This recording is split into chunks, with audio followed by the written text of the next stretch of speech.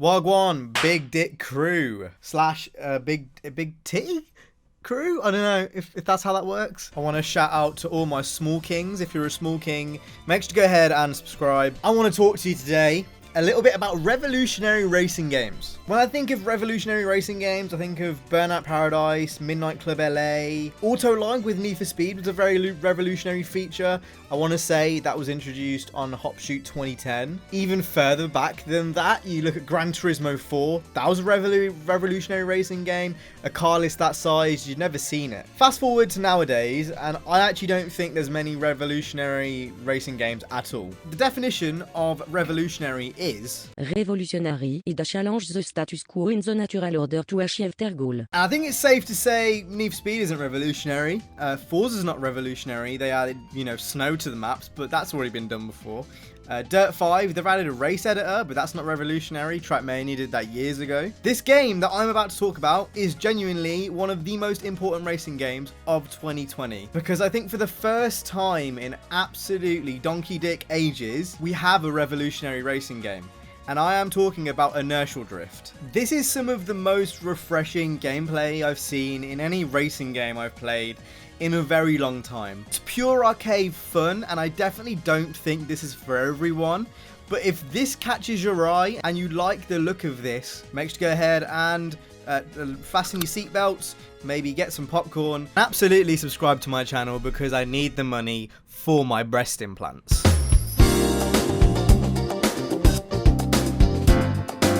Now, I'm absolutely sure you're probably sitting there thinking you're 2 minutes into this video and you've not actually told me what is revolutionary about this game. So what is revolutionary about this game is the twin stick drifting. How it works in this game is the left stick is your steering and the right stick is your drifting. I haven't seen anything like this before in a racing game. I'm sure if there is a racing game that has done this before, you will be the first people to tell me in the comments. But this is something which it's actually revolutionary. It's never been done before. Completely changes your perception of how a racing game can possibly work. It adds a whole new dynamic to how to race in a video game, but it makes so much fun, not only for the racing mechanics, but it adds a whole new dynamic for time trials. And with the curated modes that are in the game, including Duel, which is basically Need for Speed Carbon's Canyon mode, it makes for an absolute whale of a time. But that's enough of me talking about it. Let me show you. So what we're going to go ahead and do is going to go into arcade and we're going to set up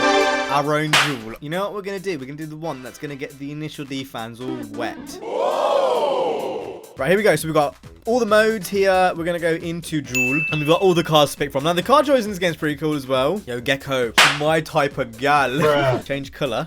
Let's go for...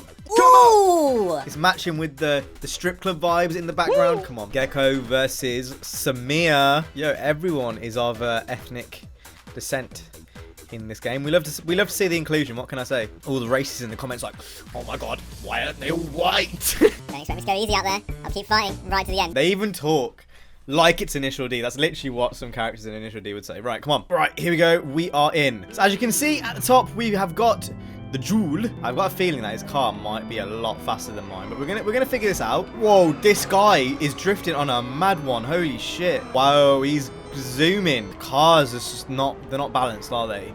I've kind of done an oopsie here. This is like Initial D if Takumi was actually not good. This is exactly what would have happened. Right, let's do that again and maybe pick cars that aren't impossible. Mad. There was definitely huge inspiration taken from some of the Initial D tracks. You can just see it in everything. It's been left now. Look, now we've got some even compo. Moving like a bumbleclot ninja. You get me? Not the Fortnite streamer, like an actual ninja.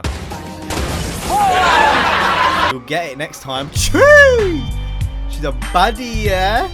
Fat dub.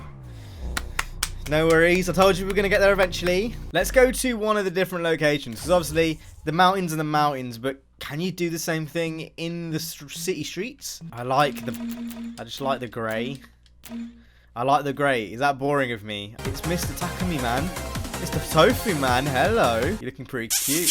It's time to race. In this Diablo thing, we are now in the lead. We got it left, bro. I thought you were supposed to be Takumi-san. Tofu, man. That rhymed. As you can see, rubber banding is pretty much non-existent in this game. Which is a dub. That's a fat dub. Oh. Love those water effects. RTX on. Right, I'm going to get out of arcade because it seems like I just keep on picking the really easy or too hard events. Let's go ahead and do some of the official ones. Reminds me of Tomcat a little bit. I don't know why. He's got, you know, the face. Really important to get range of experience out on track. Racing my car against my ghost should give you some pointers. Oi, this guy thinks he's good.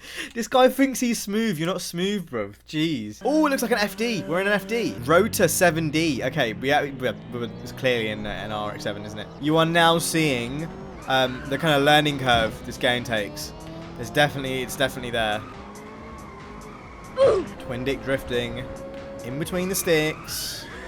Oh, look at that skid! I'm here. This kind of reminds me of Acuna Lake a little bit. Maybe not in layout, but definitely in terms of like location aesthetic. Gonna get my samurai sword out. Oh. Bluckle, bluckle. We got one more lap to bring this back. This is a hard event, but I'm here for it. All about the entry angles. Oh, look how far behind I am already. Mate, come on. I'm like so close, yet so far.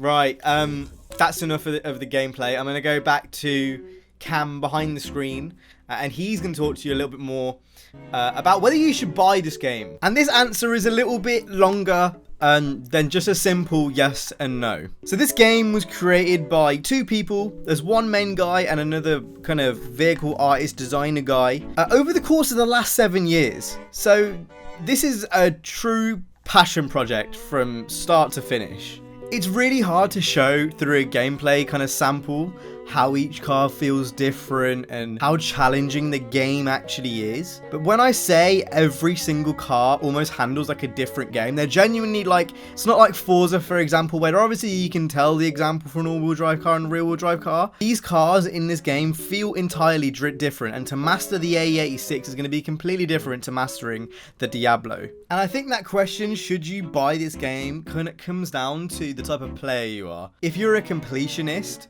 this is an absolute must. Now me, I'm not really particularly that much of a completionist, but I like working to gold medals and I like beating lap times on boards. And if the gameplay is compelling enough for me, I will absolutely do that. And if you fall under the same category as me, then there is absolutely a place for this. It's 15 quid.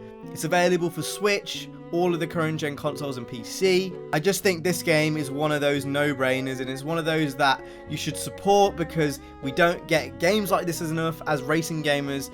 And without a doubt in my mind, this is a stellar game, and I really do hope there is backing or there is money in a second game of this series. And that's all I have to say. I hope you guys enjoyed this video. If you did, hit the like, subscribe. Let me know what you think of Inertial Drift down below.